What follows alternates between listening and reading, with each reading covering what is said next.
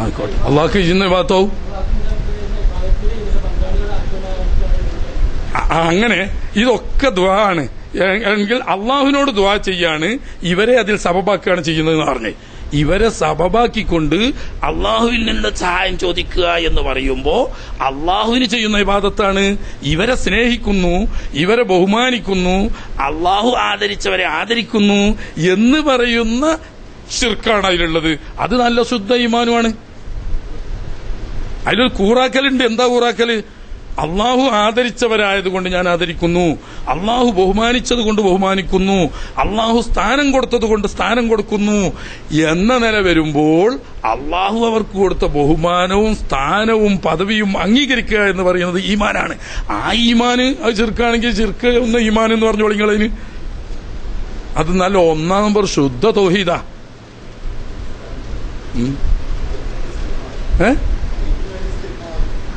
ഇതിനു വേണ്ടി നിസ്കരിക്കുന്ന അതിരി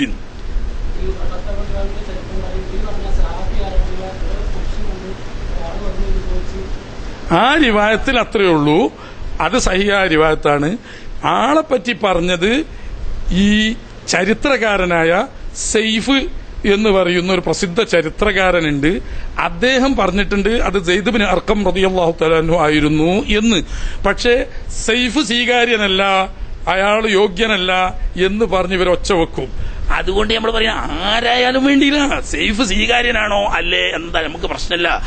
സൈഫ് പറഞ്ഞ എന്താണ് ഈ സംഭവത്തിന്റെ അടിസ്ഥാനമല്ല, ചോദിക്കാൻ പോയ വ്യക്തി സെയ്ദ് ബിൻ അർഖം റളിയല്ലാഹു തആല അൻഹു ആണ് എന്ന് വ്യക്തിയെ പറഞ്ഞത് സൈഫിന്റെ റിവായത്തിലുള്ളത്.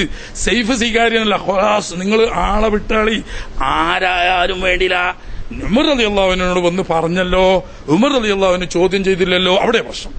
മറ്റേ ആളിഞ്ഞ് സഹാബി തന്നെയാണെങ്കിലും വിവരമില്ലാത്ത ഏതോ ബധു ആണെങ്കിലോ അയാൾക്കൊന്നും അറിയില്ല, ഇനി ഒരു ബധുവാണ്, അവിടെയല്ല നമ്മളെ പ്രശ്നം. ഉമർ റളിയല്ലാഹുവിനോട് വന്നിട്ട് വിശദമായി വിവരം പറയുന്നുണ്ട്. ഞാനിങ്ങനെ പോയി തിരുനബി സല്ലല്ലാഹു അലൈഹി വസല്ലം നമ്മുടെ ഖബർ ശരീഫിൽ വെച്ചിട്ട് ഞാൻ നബി തങ്ങളോട് ഇസ്തിഗ്ഫാർ ചെയ്തു, മഴയ്ക്ക് വേണ്ടി പ്രാർത്ഥിക്കാൻ ആവശ്യപ്പെട്ടു.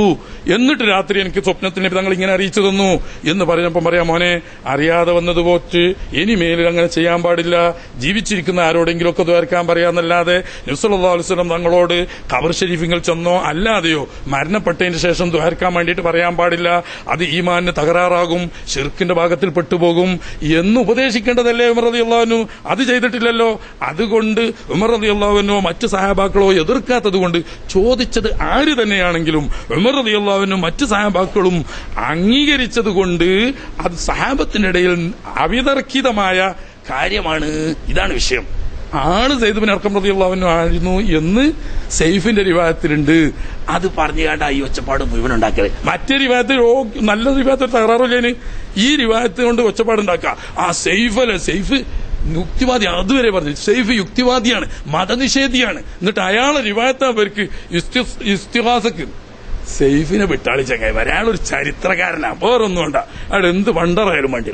ചരിത്രകാരൻ നമ്മളെ നാട്ടിലില്ലേ, വലിയ ഒരു പ്രൊഫസറില്ലേ, MGS നാരായണൻ, അയാൾ പറഞ്ഞെന്ന് പറഞ്ഞാൽ നിങ്ങൾ വാളെടുക്കുവോ? ആ MGS പറഞ്ഞ ചരിത്രം പറയാൻ ചരിത്ര പണ്ഡിതന്മാർ പറയാ, അത്രേ സൈഫിന് നമ്മൾ വില കൊടുത്തിട്ടുള്ളൂ. സൈഫ് ഹലാലും ഹറാമും തിരിക്കാൻ വേണ്ടിയിട്ടുള്ള ദീനും ഇസ്ലാമും റിവായത്ത് ചെയ്യുന്ന ആളല്ല, അയാളൊരു ചരിത്ര പണ്ഡിതനാ. ചരിത്ര സംഭവം ഉദ്ധരിച്ചപ്പോൾ ഇന്ന ആളാണ് വന്നതെന്ന് സൈഫ് പറഞ്ഞു. നിങ്ങൾക്ക് പാണെങ്കിൽ സ്വീകരിച്ചോളൂ, ഇല്ലെങ്കിൽ സ്വീകരിക്കണ്ട. ഖലാസ്. ഞങ്ങളതുകൊണ്ടാണല്ലോ ഈ സെയ്ദ് ബിൻ അർഖമാണെന്ന് പറയാത്തത്. ആരായാലും വേണ്ടില്ല ചെന്ന് പറഞ്ഞു ഉമർ റളിയല്ലാഹു അൻഹുവിനോട്. ഖലാസ്. ഷിർക്കിന്റെ ഒരു കാര്യമാണെങ്കിൽ ഉമർ റളിയല്ലാഹു അൻഹു അപ്പൊ ഷിർക്ക് വേണ്ട, ചെറിയൊരു തകരാറുണ്ട്, അപ്പൊ അടിക്കണം ഉമർ റളിയല്ലാഹു അൻഹു. ഈ ജാതി ഷിർക്കും ചെയ്തിട്ട് അമുക്കെ വന്ന് പറഞ്ഞിട്ട് മൂർത്താവ് കൂടെ ഒന്നും കൊടുക്കൂലേ.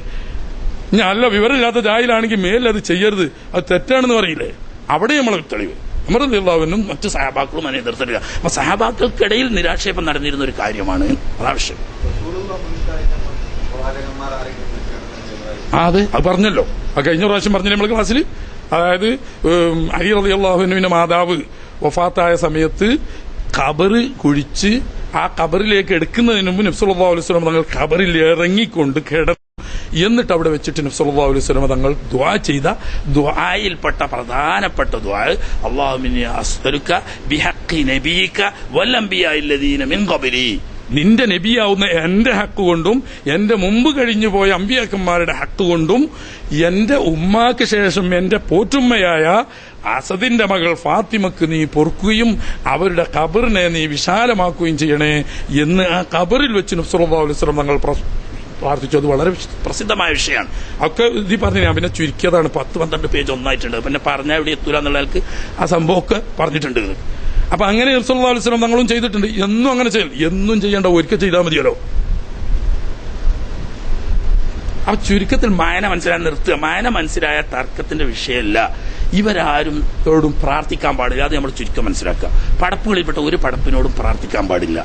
അതേ സമയത്ത് സഹായം ചോദിക്കുക. ഈ സഹായം ചോദിക്കുന്നത് എങ്ങനെയാകാം? അവരുടെ ജാഹ് കൊണ്ടാവാം, അവരുടെ ഹക്ക് കൊണ്ടാവാം, അവരുടെ ദുആ കൊണ്ടാവാം, ഒക്കെ ആകാം. ഒക്കെയും അവർ സബബാവുന്നു എന്ന നിലക്ക് അവർ മുഖേന അവർ കാരണം ആയി അല്ലാഹു തആല കാര്യം നമ്മൾക്ക് സാധിപ്പിച്ചു തരണം എന്നുള്ള ഉദ്ദേശത്തോടു കൂടി അതൊക്കെ തവസ്സുലിന്റെ മാനയാണ്. അത് അവർ ജീവിക്കുന്ന സമയത്ത് പറ്റും, മരണശേഷം പറ്റും, മഹ്ശറയിൽ വെച്ച് പറ്റും, ഒക്കെ പറ്റും.